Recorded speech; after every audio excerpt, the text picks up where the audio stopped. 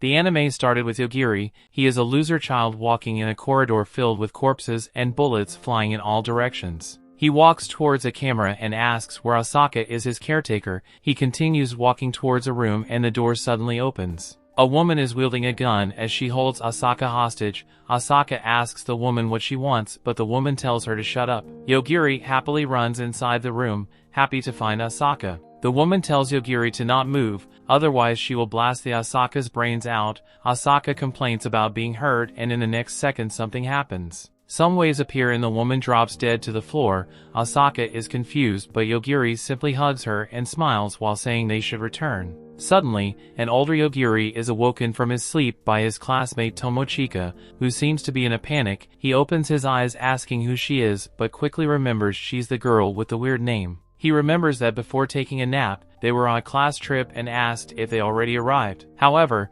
Tomochika replies they haven't and tells him to wake up and see what's going on. Yogiri looks around and sees several of his classmates lifelessly and they're full of sauce. He notices that one of them is pierced by something strange and asks what it is. He decides to look outside the bus and notices something wrapping around it. He thinks it could be a giant snake or a lizard. To figure it out, he grabs a random mic on the floor and throws it against the pier guy. Turns out the dead cannot fight you back, but the thing that pierced him starts moving. Yogiri returns its attention outside the bus again and realizes that thing is a huge wyvern. The monster flies up and decides to charge at the bus while preparing to breathe fire. Suddenly, Tomochika hugs him in despair. That moment rewires Yogiri's brain. The sensation of a plot-filled girl holding onto his arm changes his mind. He focuses his mind on opening a door and says one word, die. In the next second, the wyvern suddenly collapses onto the floor. Yogiri tells Tomochika that they're safe, but she's confused and asks about what's going on. Yogiri pulls out his console while telling her to calm down and tell him what happened.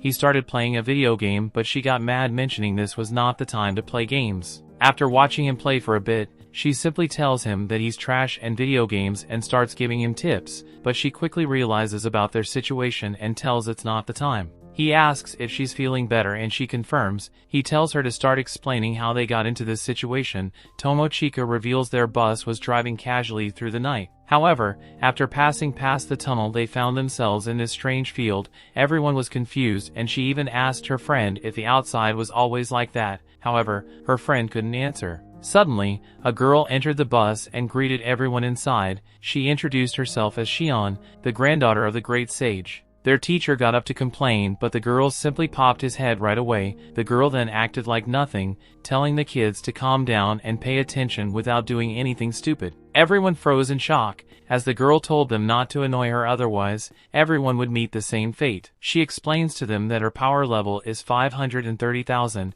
She then pops up the driver's head mentioning that was a joke and she expected them to laugh. She knows this isn't unfair, but that's how it works in a different world. She decides to then explain this whole thing to the students. She summoned everyone here because she's looking for sage candidates. She reveals this world is ruled by sages and their numbers are quite low. Therefore she summoned them as a way to get new personnel. She points out her hand forward while casting some magic. Tomochika thought everyone was going to get blasted and closed her eyes, but when she opened she saw several students glowing. However, she was one of the few who didn't glow. Shion then reveals she installed Battle Song version in all of the glowing students and they should see some logos on the screen. Tomochika is confused and asks her friend if she can see anything. Her friend uses her fingers to touch some air, explaining she sees some colorful letters saying status. Shion then reveals this system can only be used in this world and is called the gift, and everyone must use it to try and become sages within the next month. Tomochika raises her hand to ask a question. She claims that she didn't glow or see any of the logos. Shion simply replies that some people are not compatible and that she should deal with it. Tomochika gets shocked, especially when Shion reveals that if nobody becomes a sage, they will all become livestock to produce magical energy. Shion then explains their first mission will start in an hour and they should try to not get wiped out right away. She then walks away and Tomochika sits down, revealing that she doesn't understand anything. Her friend mentions there are some details regarding their mission on their screen. Turns out their job is to escape from the incoming dragon. Tomochika doesn't believe something like that exists. However, Yazaki, one of the guys, tries to act like a leader. He claims they should try to clear the mission and how they all need to work together, and for that reason they need to talk about their strengths and weakness. Everyone writes their name and stats on pieces of paper, but Tomochika realizes that there are 4 students including her, who didn't glow. However, one of them is Yogiri who's sleeping, cause who cares? They all complain about his carefree sleepy time until they notice everyone else stepping outside the bus. They also decide to go outside, but Tomochika stays behind to wake Yogiri up. The other girl tries to convince her to leave him behind, but they suddenly hear 2 guys arguing. Turns out Yazaki won't let the 4 come with them. The delinquent complains, but Yazaki tells him to shut up because his class is the general. He decides to turn into a douche, breaking the bus chairs, and explains that this is the power of a gift. He's only level 1, but he's way stronger than those 4 pleb humans. The other girl tells Yazaki that if he's strong, they should protect them. However, Yazaki replies this is part of the plan. Everyone is confused, and he tells the girl by his side to use his gift. She activates her charm ability, which doesn't affect anyone. Yazaki walks away, explaining the skill makes her popular with monsters. In short, there's a nearby dragon around, and by using that skill on them, the dragon will attack them while giving the rest a chance to escape, and this was a decision that everyone with gifts made. Tomochika cannot believe that her friend would betray her, but Yazaki reveals she actually did, but Tomochika knows that Yazaki must have forced her. Yazaki then steps outside and locks the door. They try to open it out for a while when they suddenly hear a noise outside. Tomochika thinks it's a dragon when suddenly something crashes against the bus. The guy freaks out and Tomochika notices the other taken out. After explaining the whole thing, Yogiri realizes there's a big problem. He has no way to recharge his console in this world. He then gets up, mentioning that according to Yazaki it's now safe outside. Tomochika asks if Yogiri did something, but he replies the dragon crashed onto the floor and died. She knows it's a lie, but they decide to get out through the window. Upon checking the surroundings, Yogiri notices they can go to the hills, city, or forest. Tomochika then points out that something is flying in the sky. After observing, she realizes it's 3 of their classmates. Yogiri is impressed by her sight at long range and asks if he should kill them. She asks what is wrong with his mind, but Yogiri simply replies they left them behind to die.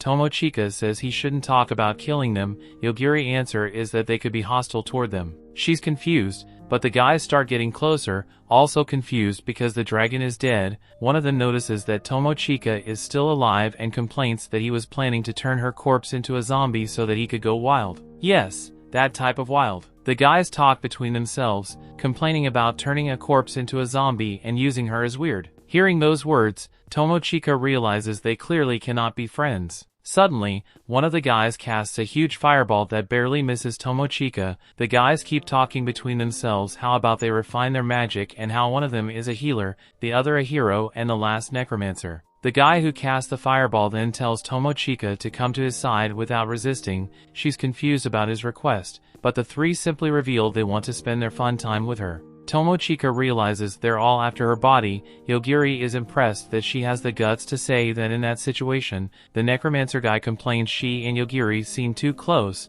but Yogiri simply says he will manage even the conversation. He points at the fireball guy and tells him to die. The other 2 laugh it out, but get shocked to see the guy randomly hug the floor. They ask what happened and Yogiri replies he simply ordered him to die. He tells them to not move, but the necromancer tries to check on his friend. Yogiri tells him to die as well. Only Fatso remains and Yogiri says that if he moves, he will die. Yogiri promises to explain his ability and tells Fatso to check if the other 2 are truly dead. Fatso complies and uses his healing ability, mentioning he can cure anything in an instant. However, his friends don't move. Tomochika realizes that Yogiri is the one who killed the dragon, but he simply didn't want to explain what happened. She gets mad at those words, but Yogiri explains that Fatso is dumb, so he needs to explain in detail to him instead of her. Fatso complains the Yogiri went too far, but our boy simply explains he only did it because they tried to attack him. He then explains that his ability is called instant death to any target.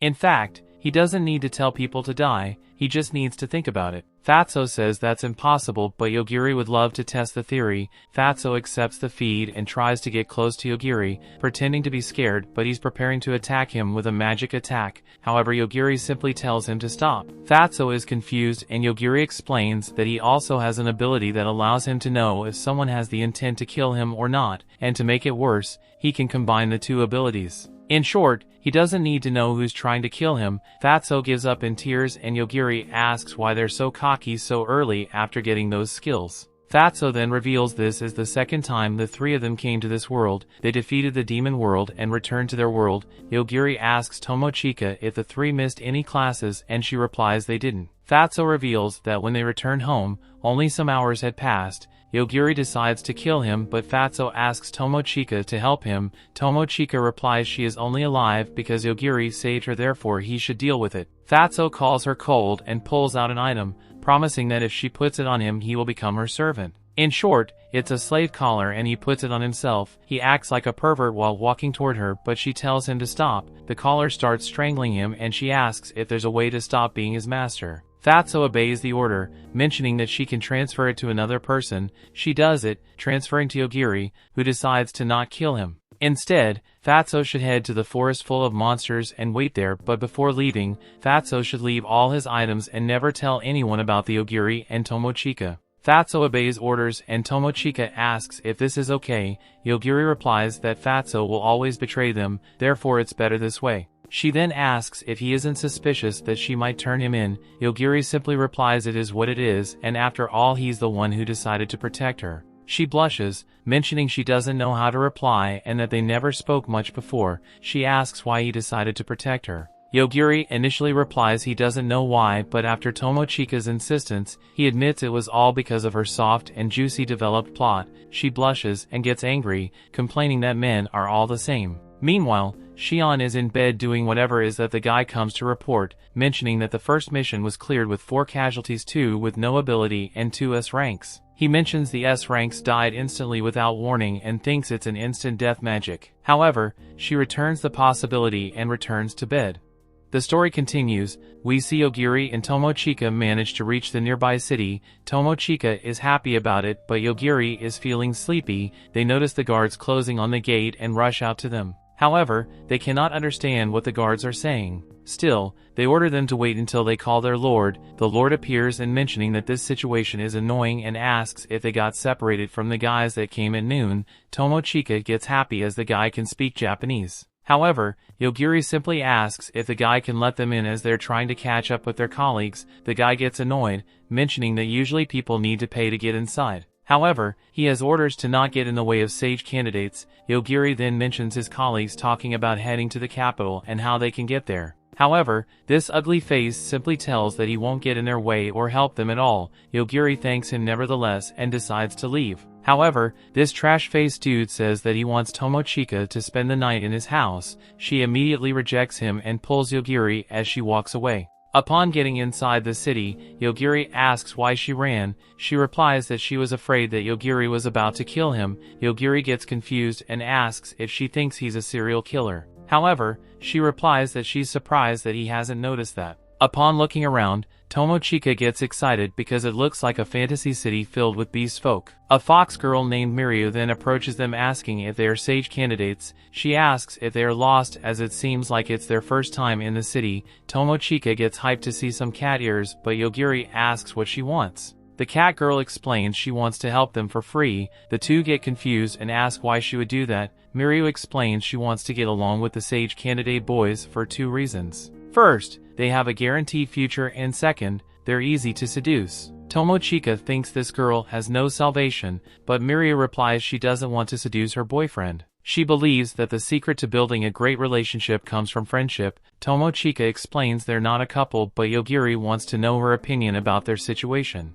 She answers that she wants to look around the city before it gets dark since that's her goal. Yogiri asks Mirio to show them around. After Tomochika's shopping spree, she reveals that she never expected to wear this new type of clothes so casually. However, she's so blind that she doesn't notice that they're currently surrounded. Yogiri reveals that he was expecting to end up in this situation. Tomochika apologizes, mentioning that she wanted to follow Mirio because she looked kind. The bandits start their treats, but Yogiri protects the girl while asking if they want money. The bandits reveal they do want money, but their main goal is to get talentless sage candidates. He explains those who possess gifts usually go rampage in their city. Everyone hates them, but they cannot do anything to them. However, sage candidates who have no gifts are perfect to beat up and sell. Tomochika starts to freak out, but our Sigma Yogiri is still chilling. He replies that he understands the deal but asks permission to kill the bandits. The bandits mock, explaining they will be the ones who will be killing them. Tomochika tries to warn Miryu up, explaining that Yogiri is actually strong despite his looks. However, this stupid cat girl thinks this is all a bluff because two people without a sage gift are as useless as you in real life. Yet, Yogiri pulls his verbal death note and orders everyone behind him to die. In an instant everyone is down, the rest of the bandits get confused, but Yogiri continues his task, ordering the leopard dude to half die. However, the guy collapses and Yogiri realizes that it's impossible to be half dead. He decides to try something new and points at the KFC's ankle, ordering it to die. The guy collapses, but Yogiri thinks this was a mistake. He points at this bear dude's shoulder and orders it to die. The guy goes to the next world as well, and Tomochika says that Yogiri is so harsh. He reveals that he tried to go easy on them and orders this dog's eyeballs to die. The guy becomes blind, shocking everyone. Yogiri continues his onslaught, forcing Miryu to ask who he is. Yogiri doesn't reply, thinking that it's not efficient to kill individual body parts. Miryu tries to play the victim, asking for help as her little brothers are waiting for her to go home. Yet,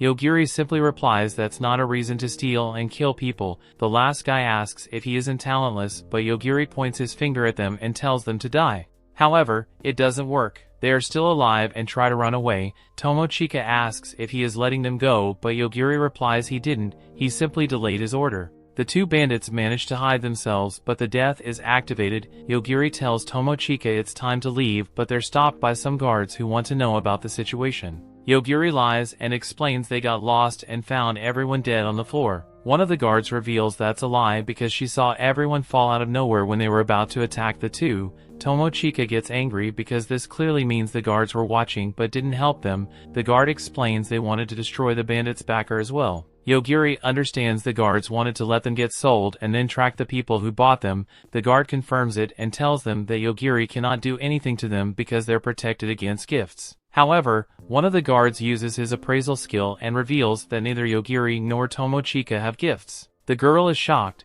but that clearly means they cannot do anything to the two because they have no powers. The guy apologizes because his captain is as rude as your everyday Karen, but Yogiri doesn't mind. He asks the dude if he knows a place where they could stay the night. They take them to a huge mansion, which shocks Tomochika as she thinks it's a castle. Yogiri asks if she's fine with sharing a room with him to save some cash, but she's shy about it. He then decides to ask for rooms next to each other. Upon getting inside her room, Tomochika gets happy because it's big but questions Yogiri's true intentions when he asked if she wanted to share a room. She then thinks about the current situation and wonders if he likes her. However, she quickly remembers that all he cares is about her juicy, fluffy plot. Suddenly, she looks forward and sees a spirit in the air. She notices how it resembles her older sister and asks how she got into this world. However, the spirit tells her they're different and introduces herself as Mokomoko, her ancestor and guardian spirit. Tomochika is confused about the last part, and the spirit reveals that she appeared to help her in this emergency.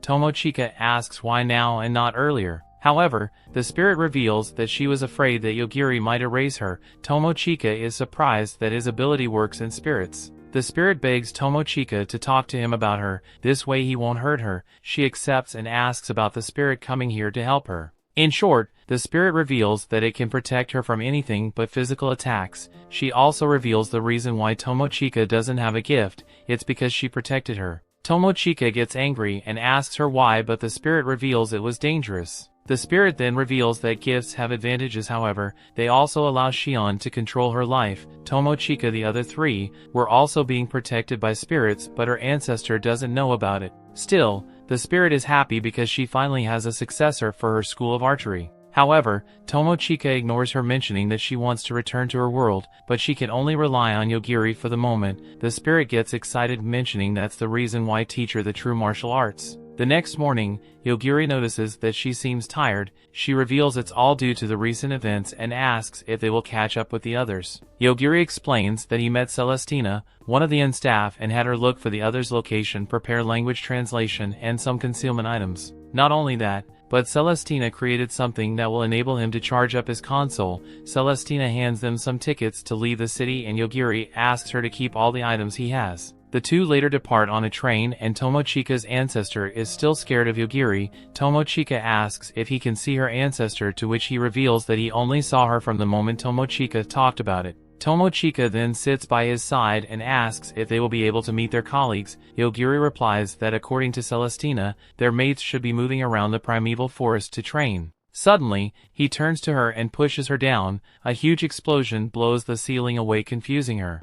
Meanwhile, in the previous city, the guards are trying to interrogate the dog, who is blinded by Yogiri. The guy won't talk and they explain that healing magic doesn't work. There's a sage woman named Lane finds it interesting and pulls out one of the dog's eyes. She casts her healing magic to reconstruct the whole eye, but the dog still cannot see. She finds it more interesting and decides to reveal herself as a vampire. She bites the guy to transform the guy to increase his abilities and heal him, but the guy is still blind. Suddenly the building starts to shake and a guy known as the hero appears inside. The hero attacks Lane with several slashes, but she only complains that she likes her dress. The guards are confused because she took not damage, but in reality she just healed instantly. The hero throws his sword at the floor and Lane asks why is he attacking her when he should be dealing with the demon lord. The hero calls her a tyrant and prepares an attack. He explodes the whole building and is happy that he finally managed to kill a sage for Ariel. However, Lane is still alive and asks if Ariel is his lover. The hero is shocked and cannot believe that Lane managed to avoid the attack. Lane, however, explains that she didn't move at all because she cannot die. The hero is confused because his attack should have deleted her, but she only thinks that would be great if that was possible. In the end, the hero begs to be killed, but she simply throws him off the building. Back on the train, a message orders the passengers to stay put as there's a sage fighting an aggressor. Yogiri thinks they're safe as nobody is after them, but Tomochika doesn't know what's going on. They look around and see a huge mecha robot which Yogiri realizes is the aggressor. Tomochika uses her amazing sight to tell him the sage is floating. The sage launches several attacks at the robot, but their battle is pretty, even destroying mountains during fights it's pretty common. Tomochika asks if Yogiri can get rid of those two, but he asks her why should he do it. She claims they're on their way, but Yogiri explains that's stupid because he could use that same reason to kill everyone who walks in front of him. She tries to explain that they could have died just now, but Yogiri says they aren't targeting them. He reveals that he has some rules to use his power, otherwise he would simply kill everyone who annoys him. She apologizes for being naive when suddenly there is a huge attack coming in their way. Luckily, the robot takes the attack. The sage complains the robot is moving and attacks with a huge ice spell. The passengers get frozen, but Yogiri manages to protect Tomochika. Tomochika calls the sage cruel, but he gets annoyed. Yogiri asks why did he attack them, but the sage tells him to kneel down and praise him like a dog. He starts insulting Yogiri, but Yogiri insults him back and thinks about killing him. The sage falls flat on the floor and Tomochika asks if he did it. He simply replies he had a good enough reason to do it. The robot approaches them but reveals that he has no intention to fight. The robot wants to negotiate with Yogiri, promising to give him anything he wants. Tomochika realizes the robot is afraid of Yogiri, but our boy asks if there's a way to return to their world. The robot mentions he knows a way to return to the world where he came from, not where they came. Yogiri asks if the robot can take them there, but the robot refuses because his entire being is not in this world. Plus, the robot refuses to bring someone as dangerous as Yogiri to his world. He then explains that this world is at one of the lowest levels and climbing up requires a huge amount of energy and the right coordinates. Yogiri then asks the robot to give him advice on how to find the energy and coordinates to return to his world. He then asks if Tomochika wants something, but her spirit interrupts. Later that day, the guards find out the sage that defeated by Yogiri. Shion also finds out about them while talking with Lane and finds it curious they managed to kill a sage. Lane is interested in Yogiri's instant death ability, but Shion reveals that the sage is supposed to have instant death resistance. Shion then leaves and Lane tells her subordinate to head to Hanabusa City and find out Yogiri and Tomochika. Meanwhile, the two rest for the night in the woods, where Tomochika's ancestor reveals that she turned her underwear into a katana.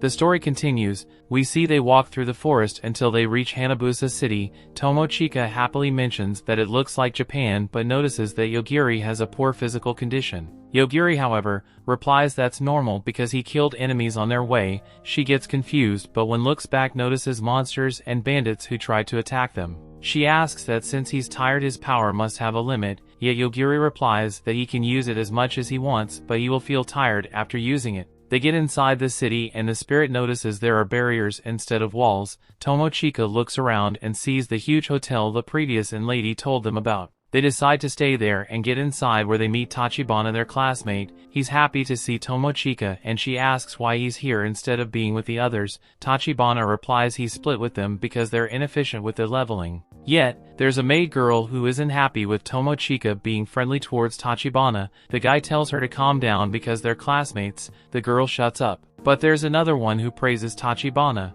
Tomochika is confused and asks Yogiri if he knows what is this all about, but he doesn't. Tachibana then introduces them to the maid girls, mentioning they're his bodyguards. There are a total of 5 girls severing this piece of trash. The 5 girls introduce themselves but also use this chance to threaten Tomochika. She doesn't understand what is this all about. But Tachibana apologizes because he's a beta who isn't strict with girls. He orders the girls to shut up and Yogiri asks Tomochika if this guy also left them behind. He mentions that he doesn't know what kind of ability Tachibana has, but he seems quite confident. Yet, Tomochika reveals that this loser has always been like this. He was always popular with girls and a narcissist. Yogiri is surprised, mentioning that school is more interesting than he thought. Suddenly, this trash calls this fate and invites Tomochika to become his lover. He knows this was sudden to ask, but Tomochika is shocked. The guy goes on telling her to not worry about Yogiri. He doesn't usually accept guys, but he can give him some special treatment.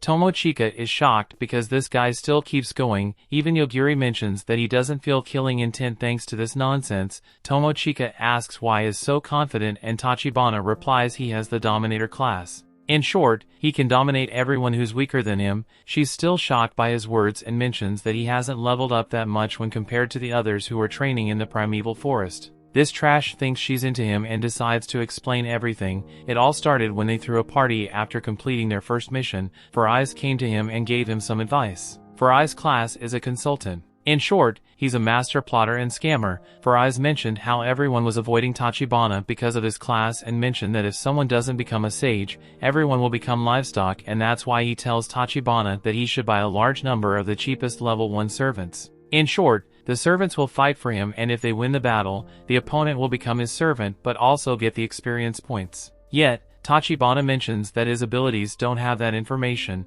Furai's reveals that his consulting class allows him to see the hidden details of others. Tachibana wants to know why Furai's is trying to help, but our master plotter just wants to make sure that everyone has a chance to become a sage and wishes him good luck. After that story, Tomochika thinks support types are too strong in this world. Yogiri understands that while they're speaking, Tachibana's number of servants and level is rising. The cocky guy confirms it and asks Tomochika again to become his lover. She rejects him, but he tells her to think about it and reply later. He leaves the place and she reveals that he's annoying. Still, Yogiri thinks it would be safer for her to be by Tachibana's side when compared to him. She asks if he's trying to make her angry, but he doesn't understand her reaction. Later, Yogiri is resting on his bed while Tomochika wonders how long they're supposed to stay in that place. The spirit says they should leave after Yogiri wakes up, but Tomochika replies it's been already 3 days. She asks the spirit to check on him, but the spirit refuses to because she doesn't know what he will do to her.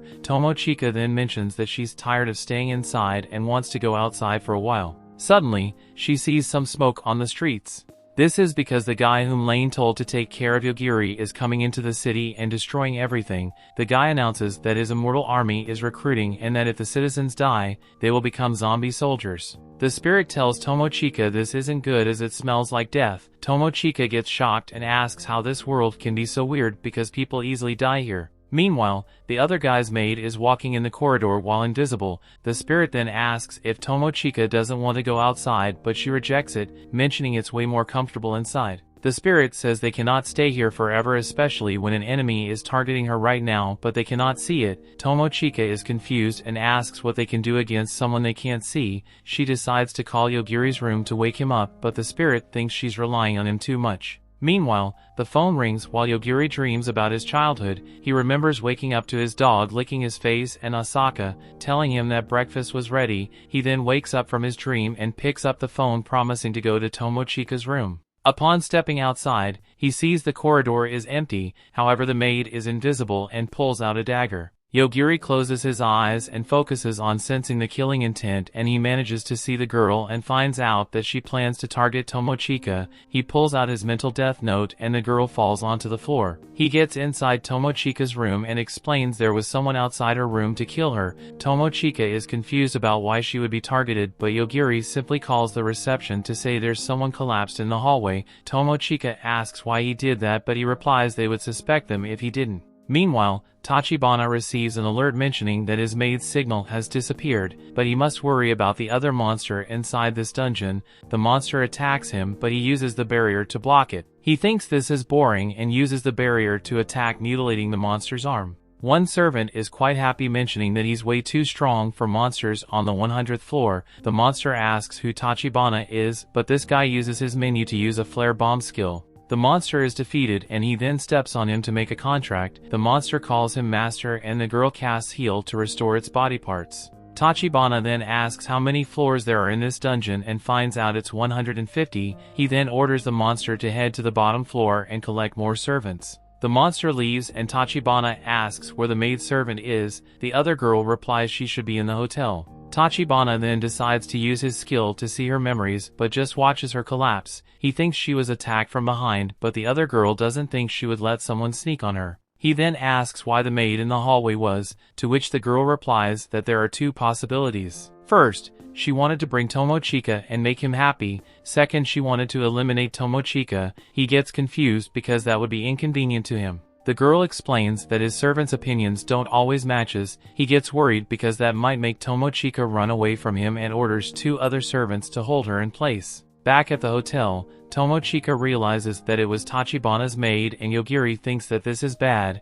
He tells Tomochika to prepare her stuff to leave this place. She confirms it, but he's surprised that she's really calm in this situation. Tomochika replies that she's used to seeing dead people while by his side. The spirit adds up, mentioning that humans will die anyway, plus her family members shouldn't be upset over something so basic. Tomochika gets angry and tells the spirit to stop talking about philosophy. They start running away, but another Tachibana servant appears asking where they are going. Yogiri asks what she wants, but the girl casts a spell to restrain him inside an ice crystal. She happily reveals that her trash boss asked to bring Tomochika to him. Yet, Yogiri simply punches the ice and gets free. The girl and Tomochika are confused because it should be easy to break it, yet Yogiri replies that he tried to kill the ice, which worked. Tomochika is confused and asks what he means by killing the ice. The servant is in shock and starts casting more magic, yet Yogiri kills the magic and then her staff. The girl falls to her knees and he explains that he can kill anything he thinks about. Therefore she should be a good girl and answer some questions.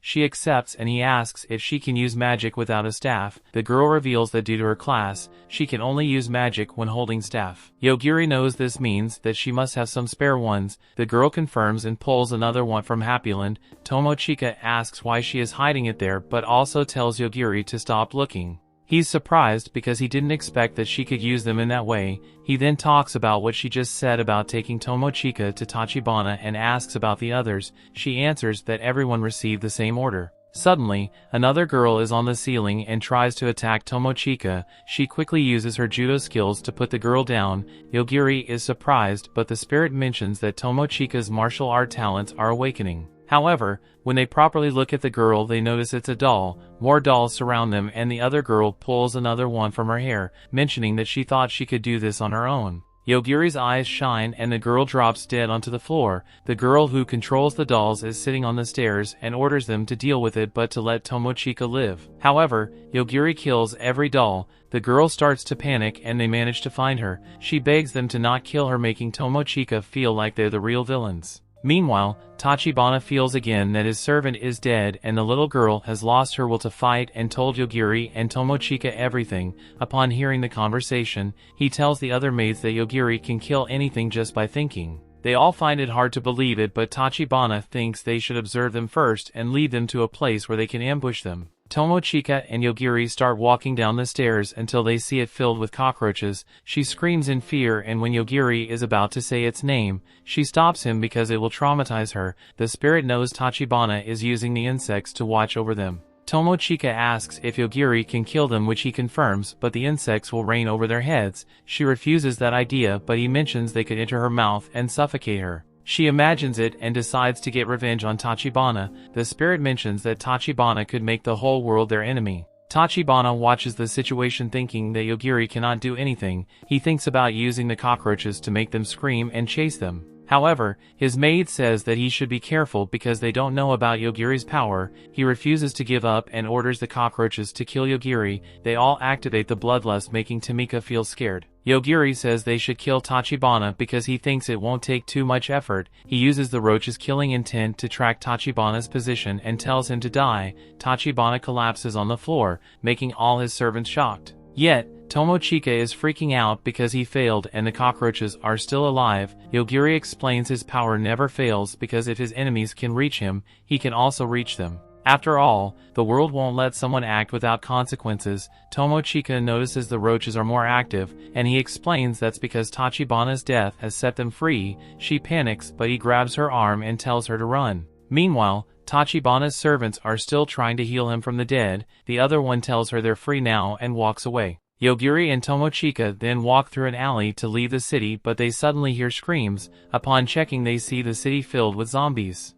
The story continues. We see zombies start wreaking havoc in the city and Tomochika questions what is happening. Yogiri, however, mentions the zombies are slow and it should be possible to escape if they're careful. Tomochika asks if they cannot help, and Yogiri replies it will be hard to save the city. Even the spirit tells them to get out before everything gets worse. Meanwhile, the city mayor complains about Masayuki, who released the zombies into the city, explaining that Lane the vampire sage gave him the city managing rights. Masayuki simply tells him to not worry because the sage candidate era is under Lien, plus the mayor shouldn't be worried because they fought the same battles. The mayor replies Masayuki already died and became an undead and therefore he should group his zombies and leave the city. The zombie dude, however, reveals this was Lane's order. He tells the mayor to hand him the key to the city. Since it's an order, the mayor gives him the key and asks what he will be doing. However, Masayuki replies it's nothing important. He then uses the speakers around the city to order his zombies to stop moving.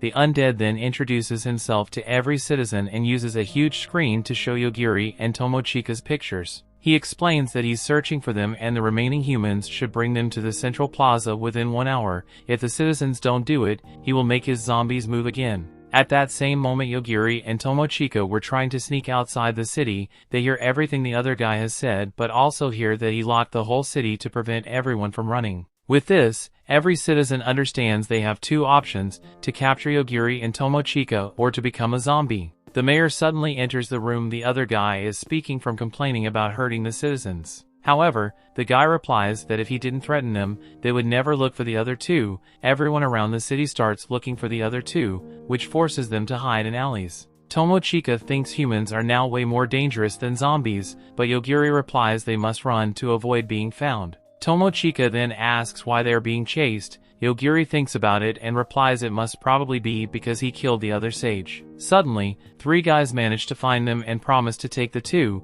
even if it means killing them. Yogiri thinks this was quite fast and warns the guys that if they get close he will kill them. One of the guys ignores him and tries to attack, forcing Yogiri to mentally death note him. The others start to panic and Tomochika starts complaining about this being a disgusting way to carry out a promise. Yogiri replies these guys are trying to kill them, so they should also expect to be killed. He then notices the other 2 running away and thinks Masayuki is only instigating this because they think Yogiri cannot kill a normal person. He reveals that he's now annoyed and thinks about going to the plaza to negotiate with Masayuki. They head out to meet him but find the place to be quite grim, as if it was Halloween. Tomochika even thinks this is the most fantasy-like stuff she has seen in this world. Upon getting close, Yogiri asks who's Masayuki. The guy initially doesn't recognize them and asks if they came here because they gave up running. He calls them boring for trying to sacrifice themselves for the people, but Yogiri calls him stupid. Tomochika starts to panic after hearing those words and Masayuki asks what Yogiri wants because if he kills him the game is over.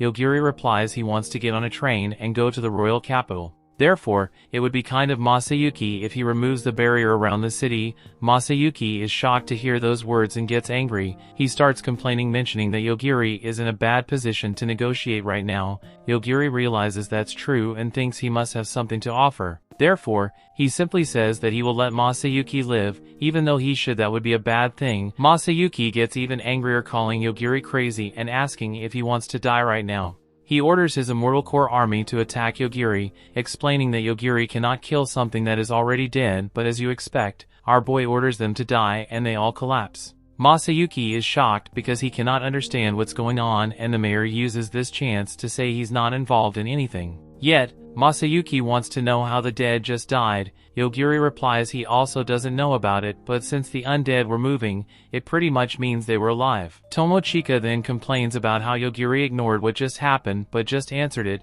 Masayuki still could not believe what had just happened, but Yogiri gave the biggest Chad answer: he's the one who decides what's dead. In short, if it moves it's alive, if they stop they're dead. Masayuki gets angry and calls out his master Lane, but Yogiri simply asks what he is going to do since his comrades are already dead. The guy gets down and refuses to accept Yogiri's instant death ability. He starts transforming into a mix of Batman with werewolf, but Yogiri tells him to die. Tomochika complains she wanted to see the transformation first. Yet, Yogiri doesn't understand why he should do it. She then asks what they're going to do now because they cannot negotiate with the dead undead. However, Yogiri says that's not a problem and approaches the mayor. The guy panics and begs to stay alive, promising that he just wants his city to stay safe. Yogiri simply replies they just did this to protect themselves. The mayor then explains this is all because Sage Lane ordered Masayuki to kill the two. Upon hearing that name, Tomochika questions if Shion isn't the real name. The mayor then explains that Shion is also a sage, but this city is under Lane's control. Tomochika is confused because they came to this world because of Shion and now another sage wants to kill them. The mayor explains he doesn't know much about it, but he doesn't usually interfere with sage candidates. The spirit then calls out Yogiri, but he replies that he already knows that there's some sort of spiritual manipulation heading to that area. Suddenly, Yogiri starts feeling killing intent all around the plaza. Every citizen gears near, making everyone confused. The mayor then checks Masayuki's body, explaining that if they're using spirit magic, then the city barriers should keep them safe. He tries to activate the key, but it doesn't work. He then realizes that Lane is the one controlling the barrier. Meanwhile, Lane is trying to direct a huge monster towards the city. Her new vampire servant, which is one of Tachibana's slaves that she transformed, complains this is dangerous. Lane, however, explains that Tachibana got killed from a distance because his hostility was traced. Lane asks how she rates Yogiri's threat level, and the servant replies it's above a sage or any mythical being. She wants Lane to stay away from Yogiri, but Lane refuses to.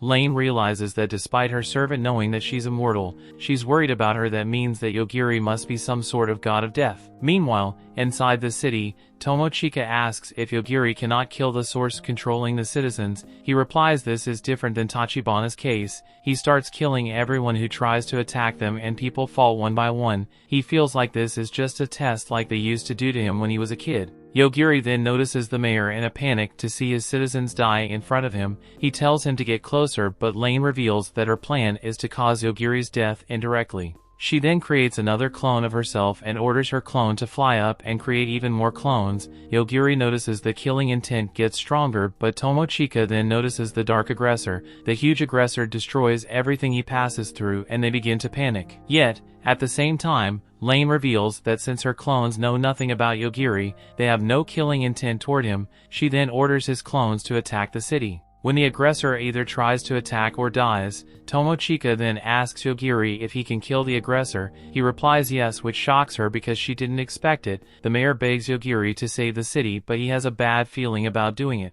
Nevertheless, he orders the aggressor to die, and while it's taking effect, he notices the city being attacked from the air. He saves Tomochika from being hit, but she wonders if this attack came from the aggressor. Yogiri reveals he killed the aggressor. However, this attack blended with the darkness's killing intent to remain unnoticed. He realizes this attack has no target, but the goal is to destroy everyone in it. He thinks everything until now was just a test, but Tomochika tells him to stop enjoying his new pillow. They then get up and Yogiri explains he doesn't know what's happening. Upon looking at the sky, Tomochika explains she sees several women in a dress raining from the sky. The mayor realizes that Lane, and Tomochika asks if Yogiri can do anything to her. He explains that he cannot do anything because she isn't aiming at him, plus they're all moving so fast that he cannot find them. In short, this all planned to deal with his skill. Since all women look the same, Tomochika asks how many Lanes exist. The mayor then reveals their clones because Lane has super regeneration abilities.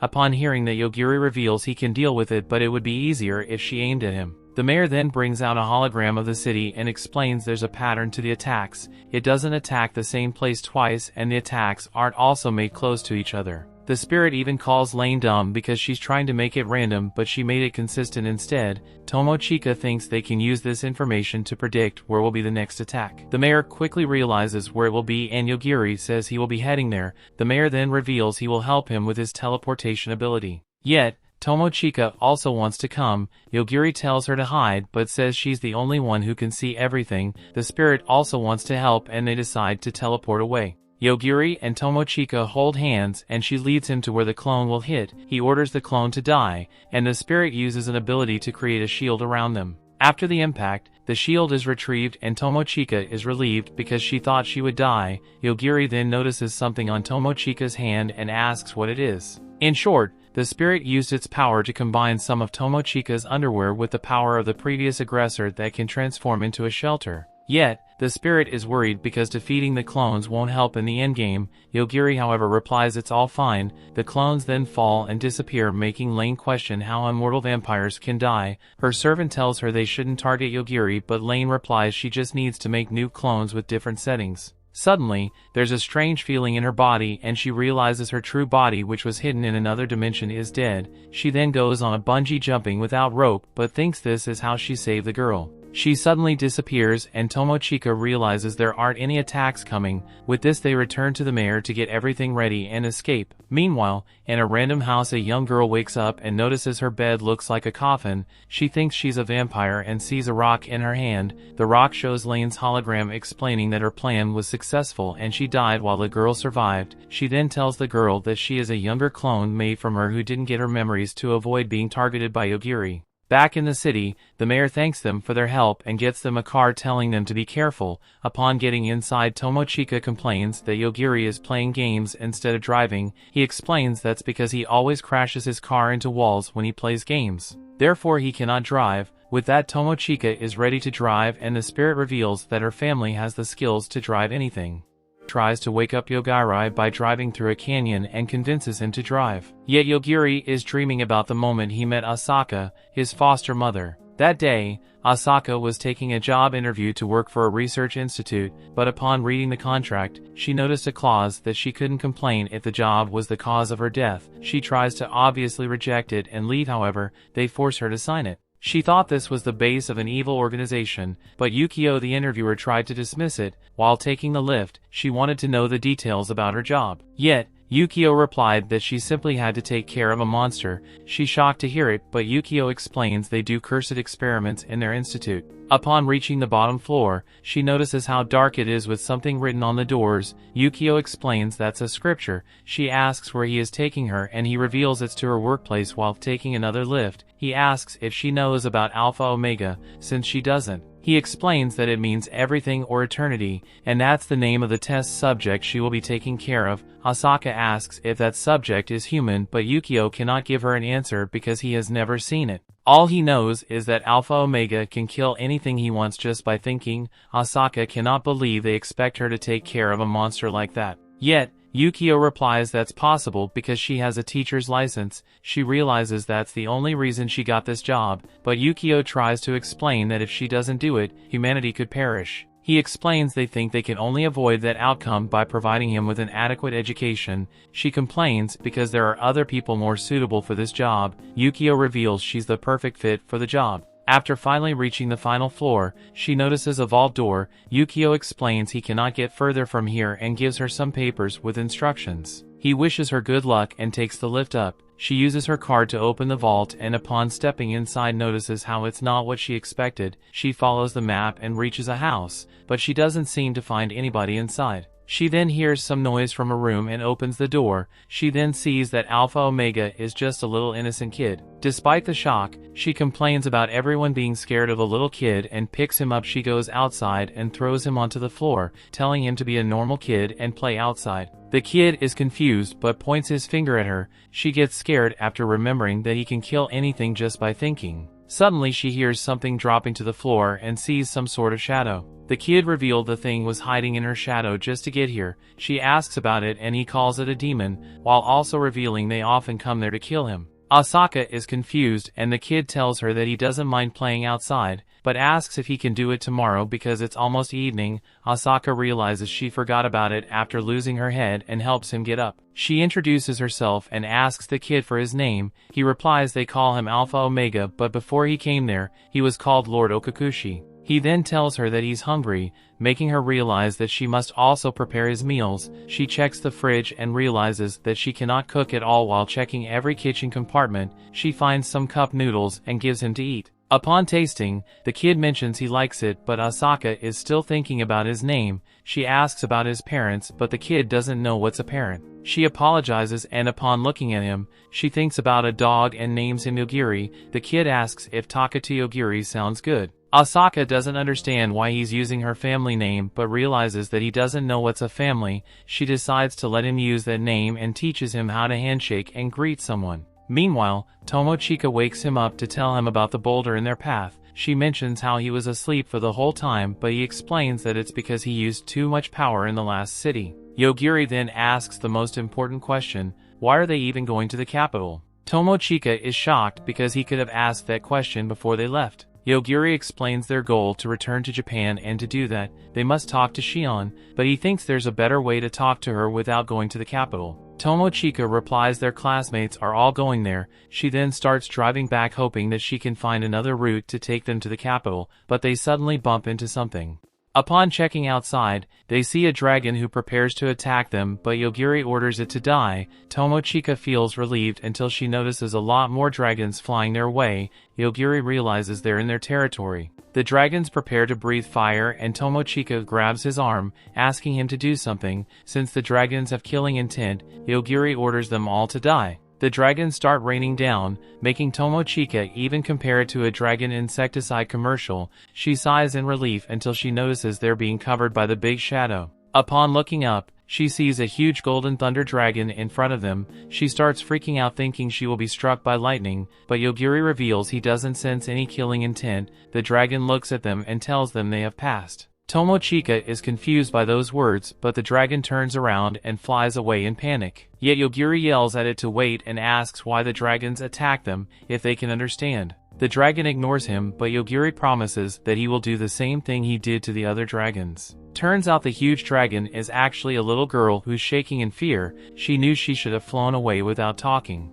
Tomochika is confused about her new appearance, and the spirit reveals it happens a lot in parallel worlds. Yogiri asks why the girl attacked them. The girl explains she was trying to see if they were qualified to meet the sword master. Yogiri and Tomochika are confused by those words. The girl asks if they haven't come to see the sword saint. They respond they couldn't give less of a cat because all they want is to get to the capital. The girl explains the sword saint is in this canyon and that if they meet them they could get a gift. In short, she's only here to test people who want to meet him. However, our duo still couldn't care more about it. The little girl goes on to say how great the sword dude is, mentioning he can rival the sages. With that, Yogiri thinks he must have some information on how to return to their original world, yet Tomochika thinks they shouldn't take a detour because they're already lost. The little girl uses this chance to propose a deal. She will guide them to the capital, but first they must meet the sword dude. They accept the deal and she introduces herself as Adela. After a quick drive, they reach a spot where several people are gathered waiting for the sword dude. Everyone starts complaining about them cheating for coming in a vehicle. Yogiri is confused about everyone's words, but Adela explains that today is the selection for the Knight of the Holy King. In short, if someone becomes a Knight of the Holy King, they can become the Sword Saint disciple. Therefore everyone here is aiming to become the next Sword Saint. Another guy looks at them and says they've been disqualified despite working so hard, yet another voice says the selection hasn't started, therefore nobody has been disqualified. Everyone then sees the Sword Saint. The old man then gives everyone their first trial, which is a battle royal to the death, until he tells them to stop. Tomochika cannot believe the old geezer, but Yogiri asks the old guy if he can leave. Adela is confused, but the old man creates a rule that if Yogiri leaves the place, everyone will be disqualified. Everyone starts killing each other while Yogiri and Tomochika watch. A random group suddenly targets them, and since Yogiri has no other option, he decides to kill them, yet a random dude comes forth promising to protect them. The random guy calls everyone a fool, mentioning they're all misunderstanding the sword dude's intention. He thinks this is a test to determine if they have the right personality to become a Knight of the Holy King. Tomochika thinks he's a decent person, but the spirit mentions he's skilled. The guy deals with multiple opponents at the same time, yet he doesn't have the intention to kill them. Some random guys start casting magic towards Yogiri, but he simply orders them to die. The random dude is confused about why they fell, but concludes it must have been the old guy punishing the lawless ones. Since everyone had given up on fighting them, he turned to the duo asking them to stay for a while longer while he protected them. Suddenly, the two hear a voice asking for help on the ground. They see a guy who was sliced in half trying to crawl and asking for a stone. Tomochika sees a rainbow-colored stone next to her and places it on his hand. The guy then crushes the stone and somehow regenerates his body. He thanks her for the help, but the sword guy tells them to stop and follow him because their numbers are lower now. He walks into the forest and Tomochika wonders what they should do. Adela begs them to stay and participate. Yogiri is confused because she just wanted them to meet the Sword Saint. She then explains that if her recommendation becomes the Knight of the Holy King, she will become their servant. Yogiri thinks this is becoming troublesome, but since they haven't gotten any info, he will follow along. As they move, the other guys introduce themselves as Rick and the crystal guy as Linnell. He explains he was forced to accompany his friend to this trip. Yogiri asks Rick about the Sword Saint and Knight of the Holy King. Rick explains there that a holy knight deals with the gods who have been sealed away, which they call demons. He reveals the devil appeared 1,000 years ago and was sealed by the Holy King of that same era. Yogiri isn't sure the devil is still a threat after being sealed for so long, but Rick explains some followers are trying to unseal him. Tomochika also uses this chance to ask Linnell about the stone he had. He calls it an apology stone that can heal him from serious injuries or even be used as gacha tokens. Tomochika is confused, but he explains that his luck is negative. He quickly reveals that he turned into a sacrifice of a mysterious organization before coming to this world. Suddenly a goddess appeared to him and gave him those stones. Tomochika uses this chance to ask the spirit if gods like to control people's destinies. The spirit replies that some people are guarded by spirits, but there are also some people whose fate gets decided by God. Rick asks what a gacha is and Linnell decides to show it off. He needs to use 3 stones per pole and throw them into the air. Suddenly a normal scrub brush appears and he proudly explains he can exchange them for a random trash item, yet Tomochika notices that he only has 3 stones left in his back. Linnell pathetically explains that he gets new stones every midnight, depending on how unlucky his day was. Suddenly they see the other participants vanishing, but Adela tells them to not worry because that's an invisible barrier. Upon getting inside they see a huge tower, but the spirit orders Tomochika to leave this place because she senses some evil miasma from the tower. Suddenly Linnell starts throwing up and the spirit explains he got hit by the miasma. The spirit explains Tomochika is only feeling fine because she's being protected. Meanwhile, Yogiri is looking around and notices something. Linnell uses this stone and gets resistance to the miasma. Yogiri then asks Adela if it's fine to get inside the tower, but she isn't there. Rick explains that only people taking the trial are allowed inside. They get inside the tower and take an elevator to go to the highest floor. There the old guy tells them to look down. They see a huge energy ball and the old man explains that's the end of the world. Upon looking down, Tomochika sees monsters frozen in time during a huge battle. She notices there's a man in black and a woman in white at the center. She tells Yogiri the woman's sword is piercing the two and Rick explains that's the Holy King and the devil. The old guy explains his job is to guard this place. Suddenly a girl named Frederica thinks this will all end if they beat the things inside the ball. Linnell calls her name, revealing that she's the friend who dragged him here. She tells the old man that his duty will end today and throws a huge fireball inside the energy ball. She's confident it's all over now, but the attack barely moves upon getting inside the energy ball. The old man explains that time flows slowly inside the barrier. Therefore, it will take some 100 years before it reaches the Dark Lord. The girl is shocked, but the old man points to another girl explaining she will give the details of their trial. She reveals their goal is to go from the roof to the first floor of the tower within 24 hours. A girl asks if they can jump down from the roof, but the other replies they must first accumulate 100 points inside the tower. The duo notices they haven't seen her before but notice that some other participants have been added. Tomochika ignores it and asks if Yogiri cannot kill the Dark God with his ability. However, she realizes that he has no reason to do it. She then looks at him but he seems nervous. He then reveals he tried to kill the source of the miasma and turns out he killed the Dark God. The story continues. They then decide to get inside the tower to reach the bottom floor and leave. The other two try to follow them, but Lynel's friend tells him to stop. She asks for his special stones to restore her magic power. He hands her a stone while explaining that it can only be used by him. Since she cannot use it, she throws the stone and complains about him following her despite being useless. Rick advises them to move on, and once inside, they see several participants collapsed. He mentions the tower should be filled with monsters and traps. However, it should be easy to go through them because they're in last place. He tells them to avoid the missing traps, but Lynel immediately steps in one. He gets stabbed by a javelin but quickly heals himself with a crystal. Tomochika advises him to always hold a crystal in his hand. He thinks that's a good idea and uses some piece of cloth to tie the crystal down. That gives him enough confidence to go in front of everyone. Despite Rick's warning to wait, Lynel decides to open a door and go inside the room. However, the door closes and all they can hear is Lynel screams and stabbing sounds. They force their way into the door,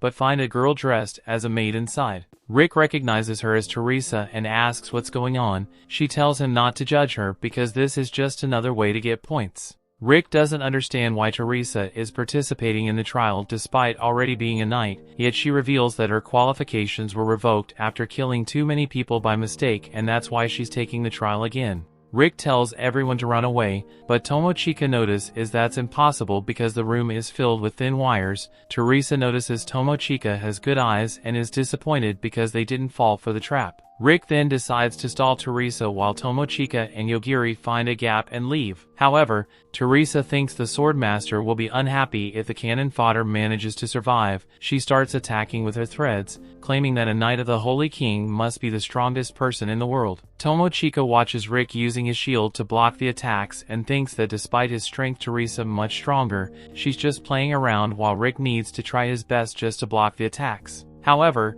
Yogiri decides to ruin the fun and orders Teresa to die. She falls flat onto the ground, shocking everyone. Yet Yogiri changes the topic and asks if the hand he just found belongs to Lynel. Despite the initial shock, Tomochika starts looking around and finds him on the floor about to die, and begging to have the crystal back. The group later continues and reaches floor 98. There they meet a girl who explains this is a safe lodging area for everyone to rest. Yogiri uses this chance to suggest that the group split up because they could face a trial where they must have to kill each other. Rick agrees, mentioning he never expected this trial to be so cruel. He asks if they will be safe, and Yogiri reveals that as long as he's with Tomochika, Lynel also wants to wait until midnight to replenish his crystals. With this decision, Rick decides to leave while Lynel asks for a room to rest. Tomochika and Yogiri are left alone and he asks if she wants to rest. However, there's a problem. They only have one room available. Our boy takes the room just to find a couple's bed in it.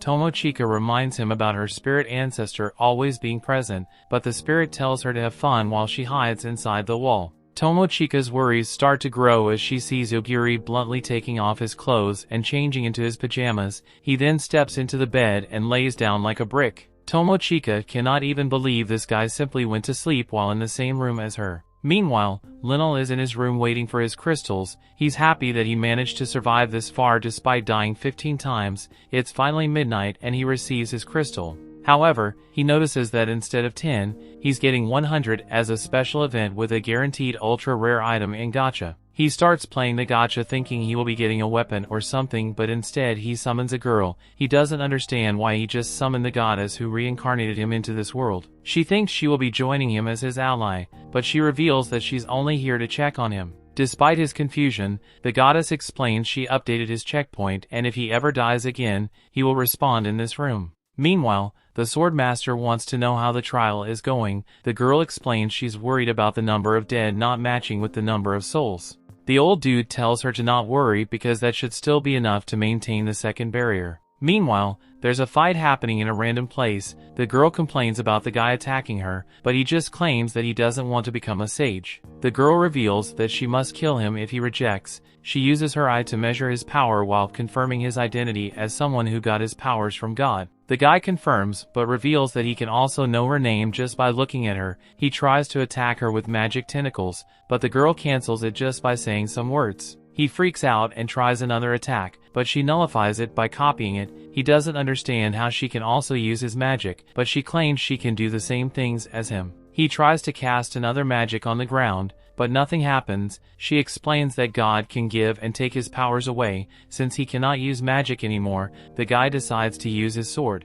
Upon looking at it, the girl realizes she cannot destroy it because of its high fate score. The guy attacks her, but she dodges and slices his head off with her small knife. Suddenly, the knife starts talking, revealing that she received a new mission. Her job is to head to Hanabusa and kill Yogiri and Tomochika. She thinks that dealing with sage candidates is annoying and starts walking away. Suddenly she hears a voice telling her to wait. Turns out it's Fatso, who quickly explains the other guy picked him out from the forest and saved him from monsters. Since he now has nowhere to go, he wants to become her servant. Back in the tower, the spirit hurries one of the two to wake up. Tomochika is the one who opens her eyes first, just to notice Yogiri enjoying his wildest dreams. She quickly gets up and the spirit starts begging for help. Tomochika notices the spirit has half of its body inside the wall and asks what's going on. The spirit explains that she noticed Yogiri clinging onto Tomochika while asleep and tried to give them some privacy. However, she ended up like this after becoming curious and trying to peek. Tomochika starts complaining,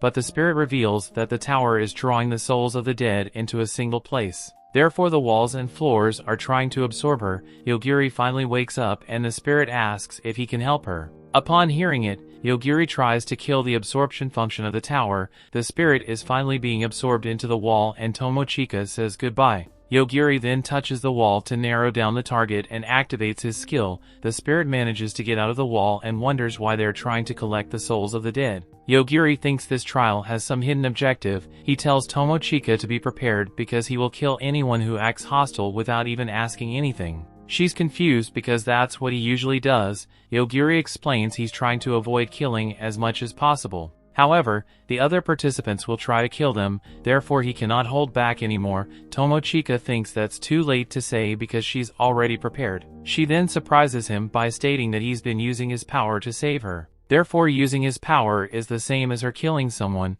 She doesn't think it's good to complain when all he does is protect her. She still tells him to be moderate, making Yogiri blush. He turns around mentioning he's hungry and they call for the room service. Meanwhile, the other girl is at the canyon and meets the golden dragon. Fatso tells her to run away because she cannot use her negative ability skill to win against the dragon. Yet she thinks that's easy because there's no way a huge dragon could actually fly. Suddenly the dragon falls flat, and she reveals that her ability is to simply change events as long as she believes them. However, she cannot affect anything with a high fate value. The dragon manages to get up and bites Fatso's arm, but the girl slices the dragon's head off. Suddenly an aggressor appears and starts absorbing the dragon's information. The aggressor suddenly escapes and she notices a tower from a distance. She decides to check the tower to find Yogiri, but the Fatso refuses to, explaining that he will be killed. Meanwhile, Yogiri and Tomochika are making good progress inside the tower, but he doesn't feel it's fair to kill all traps and riddles. Suddenly a random dude appears and tells him to stop cheating. He explains that he's the one who built this tower and that he can appear anywhere he wants. Tomochika complains that's also cheating, but the guy mentions he had a hard time thinking about traps just for someone to appear and destroy everything. Yogiri explains they just want to leave the tower, but he replies they cannot leave. He also reveals this tower exists to maintain the barrier that seals the Dark God. Therefore Yogiri cannot destroy it. Yogiri tries to make a deal. If he lets them leave, nothing will happen. However, the guy doesn't believe him because he could be one of the Dark God's pawns. The guy finally introduces himself as a Glacia of the High Wizard. He tries to give Yogiri some choices, but our boy tells him to die. Tomochika gets shocked and asks if this guy isn't someone important. Yogiri replies the guy was about to kill them and that they should move on. Suddenly, the Swordmaster notices several alerts in the tower system, revealing the soul path was broken. Not only that, but the traps and riddles are being destroyed without activating. Meanwhile, Rick manages to reach 100 points after defeating a random dude and notices a huge fire ahead. Upon getting close, he notices it's Linnell and his friend. She explains that she's trying to help Linnell, who currently has 0 points. She's literally creating a fire barrier and forcing him to fight other participants. Luckily, he manages to kill the dude and Rick notices that he's getting strong. Meanwhile, our duo manages to reach some sort of arena where they see 2 people fighting. They then notice a guy sitting on a throne with 2 other girls standing next to him. He tells the rabbit girl that his opponent's attacks are trash and she thinks he's trying to encourage her. Tomochika continues to watch the fight and the spirit asks what they will do. Yogiri thinks that's simple, this fight has nothing to do with them and therefore they will just advance quickly. Yet Tomochika notices the door is just behind the guy. The guy, however, tells the opponent to get serious. She decides to follow his advice and reveals herself to be half demon. The girl promises to finish this quickly before the sword master finds her identity. She combines magic with her sword and attacks the rabbit girl, yet the rabbit dropped her weapon and started to punch the other girl. Turns out the rabbit girl is focused on close combat instead of swords. Tomochika thinks this is never going to end and Yogiri decides to ask the guy to let me pass through. The guy on the throne asks who he is, but Yogiri simply replies they won't be getting in his way, yet the guy refuses to let them pass because his disciples don't have enough points yet. Yogiri still doesn't think they should be fighting because he and Tomochika only have 6 points combined. The guy freaks out mentioning that's a reason why they should fight. Yogiri dismisses it because he doesn't want to collect points, he just wants to leave. Yet the guy claims he's enjoying this trial and won't let anyone abandon it. Yogiri then confirms with the other girl and she replies that he can do whatever he wants. The guy on the throne thinks this is a chance to watch a 3-on-3 fight. If Yogiri wins he will let them pass. Tomochika starts to freak out, mentioning how awful Yogiri's negotiating abilities are. He tries to explain people just don't listen to him. The half-demon is worried about the other girl's strength because the rabbit is also strong,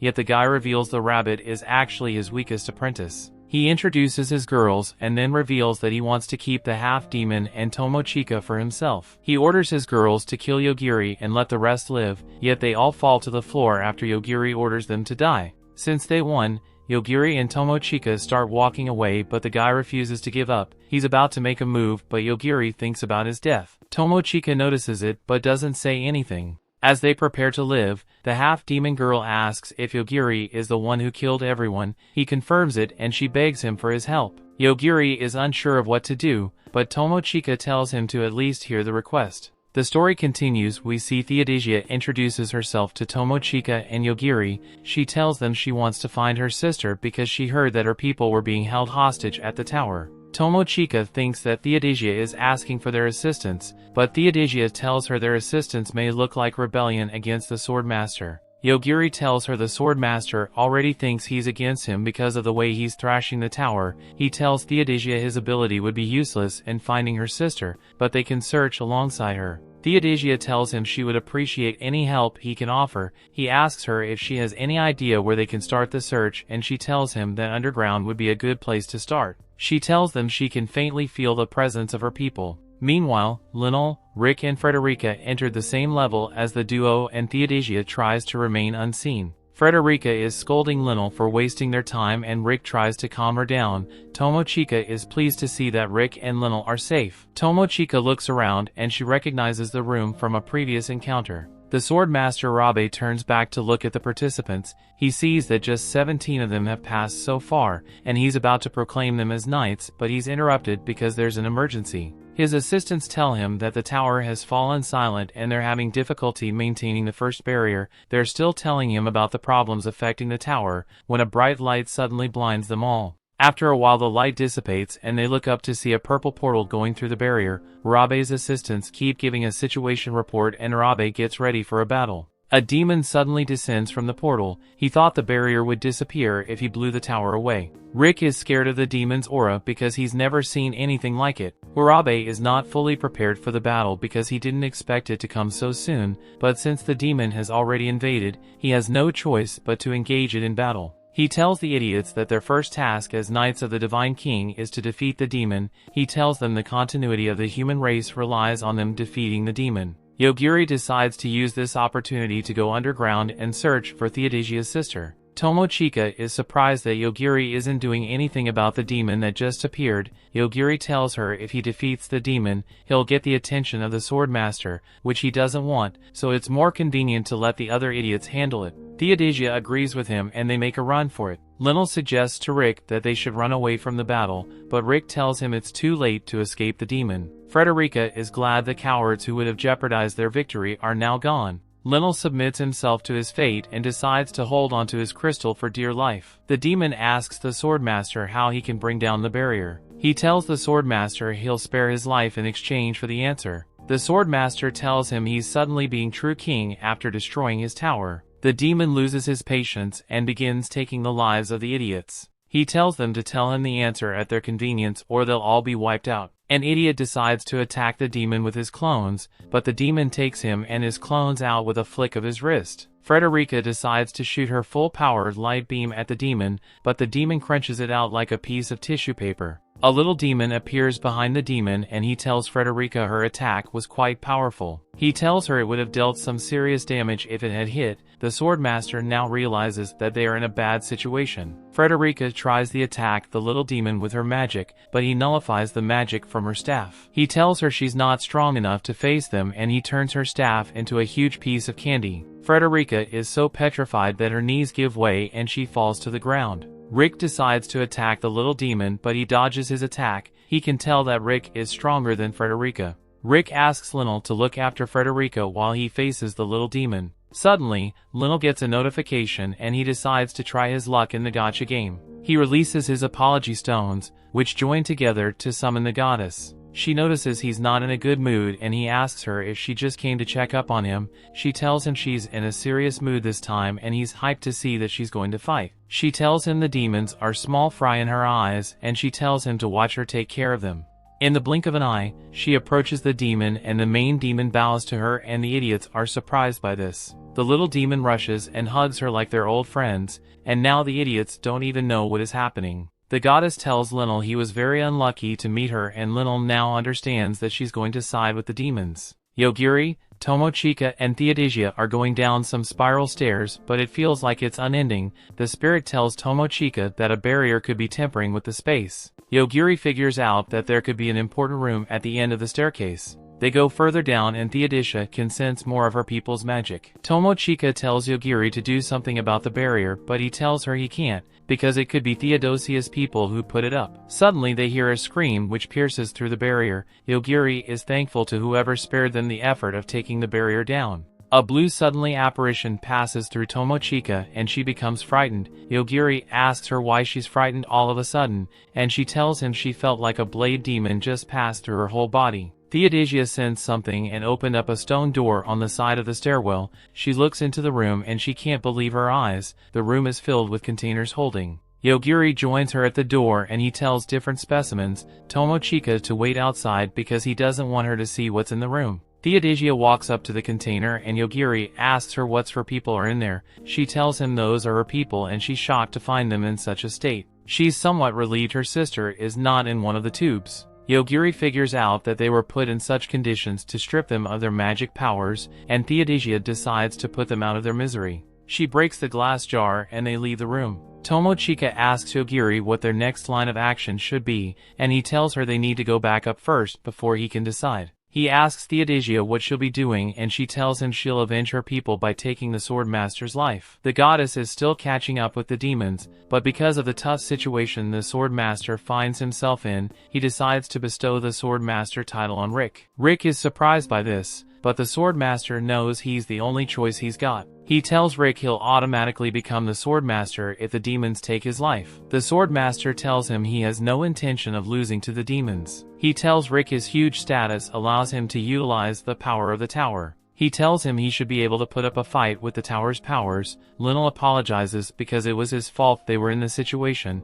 but the Swordmaster tells him he didn't expect anything from him. Lionel knows that if he loses his life, he'll go back to the checkpoint, so he decides to try out an idea. He asks the goddess why she's chatting with the enemy, but she's skeptical about giving him an answer. He begs her to satisfy his curiosity and she decides to answer him. Since they've been in a relationship for a long time, Rick realizes that Lionel is trying to buy them some time. The goddess talks about her darling who suddenly disappeared. Lionel doesn't know who she's talking about, and she tells him he's inside the barrier. She tells him her darling is the Dark God and the Swordmaster is surprised by this. She tells him she sent out a ton of messengers to search all over the world, and that was how she learned that he was sealed in the barrier. But after finding him, her messengers were unable to defeat the Swordmaster, so she decided to send him because he had bad luck. She was hoping her darling would come back to bring an end to humanity. Lionel can't believe his ears. He knew his luck was bad, but he didn't think it was so bad that he'll cause the elimination of the human race as collateral damage.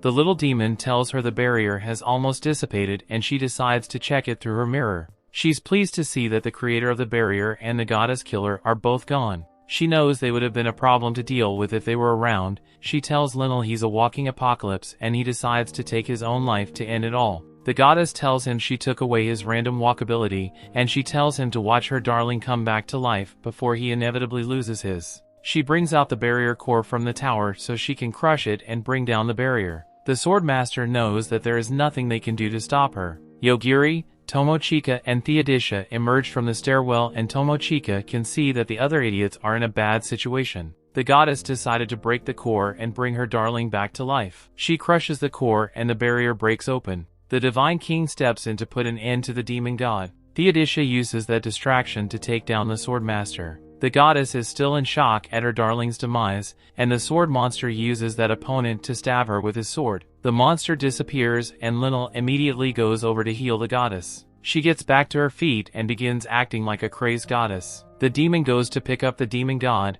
trying to get him to regain consciousness. He remembers that his god requires human sacrifices and tells the demons to present all the humans to the demon god for consumption. The Divine King decides to protect the human and Yogiri decides to protect Tomochika and Theodisia. He tells the main demon to die and all the demons follow suit. Theodisia asks Yogiri if it's okay to leave the goddess as she is, and he tells her he won't attack the goddess because she bears no hostility towards them. Suddenly Aoi arrives at the tower, dragging Fatso behind her. She asks Rick for Yogiri's location and he tells her it wasn't a good time for reunions because of the goddess. She analyzes him and tells him he has become a sword master, and he recalls the former sword master's words. She tells him his sword can put an end to the goddess. The Divine King tells him the barrier won't last much longer, so he decides to take down the goddess. Aoi asks for Yogiri once again, but the boy with her doesn't want to meet Yogiri again. Suddenly he notices Tomochika's silhouette and the girl figures out that Yogiri is standing beside her. She analyzes him and she can't believe his stats.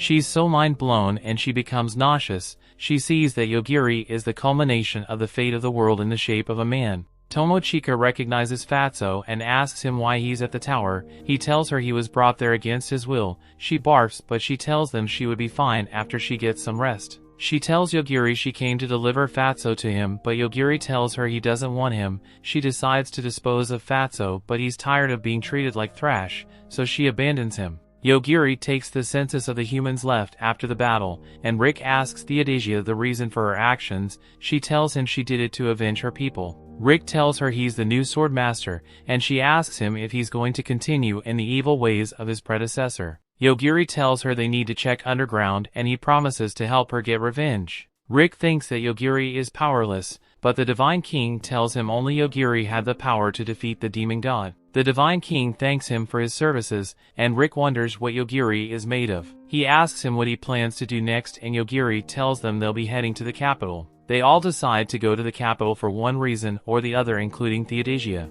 Theodisia tells them the name of her sister, and they are both familiar with the name. They decided to point her in the direction of her sister's last known location. The Divine King also decides to head to the capital to see if his bloodline hasn't died out. Rick suggests they travel together, but Yogiri tells him he only travels with Tomochika. Rick gives them maps and pendants to keep them out of trouble, and they all part ways, leaving Fatso behind. A boy suddenly appears and asks Fatso to tell him what happened at the tower. The sage is worried about Yogiri, so she decides to summon his friends from Japan. She summons a scientist and he's happy to find Yogiri on his radar. Suddenly a self-destruct warning goes off and the man's head explodes. The story continues. We see Ayaka's diagnostic unto switches on and it determines her current situation. It disconnects her personality from her virtual body and connects it to her physical body. Her plan execution unit urges her to wake up and she gains consciousness. Her plan execution unit tells her to process the situation quickly because there's no time. Ayaka looks around and she wonders where she is. Her plan execution unit tells her she's an android and her battle unit is happy the AI unit was able to bring her to life. Her judgment unit is her sentimental unit that has the highest authority over her. Her medical unit does a scan and realizes that she has sustained serious injuries. It informs her that she'll shut down in 39 minutes and she's surprised. Her judgment unit asks her to choose between continuing with human imitation or lifting the restrictions and proceeding with the next course of action. Ayaka realizes that she lost her life. She's pissed that she was used as bait by some jerks and she lost her life in the process. Her judgment unit takes that as command to lift the restrictions. Her battle unit tells her to get into action, and she wonders what she has to do. Her battle unit tells her they'll need a lot of materials to recover. Ayaka spots an experimental dragon, and her battle unit tells her they can use it to facilitate her recovery. She takes some dragon skin and consumes it reluctantly but she digs improperly. Asaka is preparing breakfast, but she's pissed that the agency didn't provide her with a rice cooker. The meal she's preparing is missing some ingredients. She decides to taste it and she's horrified by what greets her taste buds. She dishes out the food and Yogiri eats it, but he complains. He tells her the food is yucky and too sticky. She's surprised that's all he had to say to her after she made him breakfast. He tells her he can't compliment her because the food is gross, and she shuts him up angrily. She tells him a guy should never complain about the food a girl cooks for him because it's unattractive. Yogiri doesn't understand what she's talking about, and she forces him to eat the food and say that it's delicious. Yogiri gives in and eats it, telling her that it's delicious. Asaka takes a bite and she realizes the food tastes so bad that she could throw up. After breakfast, she's getting ready to do the dishes. She looks through her work instructions and she sees she has to provide the minimum in education. She's pissed because she doesn't know how she'll do that. She hopes just teaching Yogiri at elementary level will be enough. Yogiri is working out some problems when Asaka hears someone come into the house. She wonders who it could be and Yogiri tells her it could be the courier. Asaka opens the door carefully and she sees a girl carrying a bag and she asks the girl who she is. The girl tells her she came to bring them groceries with the robot voice. Asaka realizes she's a robot and she wonders if it's safe to allow Yogiri to grow up whole surrounded by robots. She tells the girl to also bring them other things. She tells her to bring her an elementary textbook, a microwave, a rice cooker, a hot water dispenser, a TV, a console, and a dog. Yogiri tells her he's done with the work and she realizes he finished early. She decides to take him outside and she's happy with the view. She can't believe they're underground. Yogiri tells her there are some floating things on the ground and she tells him it's because it's a farm. Asaka has a bad feeling that she won't make it out of there alive. At the end of the month, Asaka presents her monthly report. Her supervisor, Yukio, is surprised she lasted the whole month. She tells him she won't last much longer because she doesn't think she can give Yogiri the minimum education he needs. He tells her she can make it work, but she tells him she'll need more people. Yukio tells her that it's not that easy because other researchers usually bow out after just one day with Yogiri. Asaka remembers her experience, and she sees why others usually last only one day. Yukio asks her if she hates her job, and she tells him she hates it with passion. She wonders why she has to be locked away in such a place and Yukio tells her they'll make it worth her while because they value her. He gives her a package and she wonders what it is. She opens it up and he tells her that's her month's salary. She tells him no amount of money can convince her to keep working there. Yukio tells her she can go outside if she wants, and she's surprised he never told her that before. He asks her if she would like to leave, but she's worried about Yogiri. Yukio tells her robots will handle his meals, and she wonders why she made his meals. Yukio tells her they needed her to add her special ingredient of love. She immediately submits a vacation request. Suddenly, she wakes up in a cell and she remembers she went into the city, had a meal and did a lot of shopping.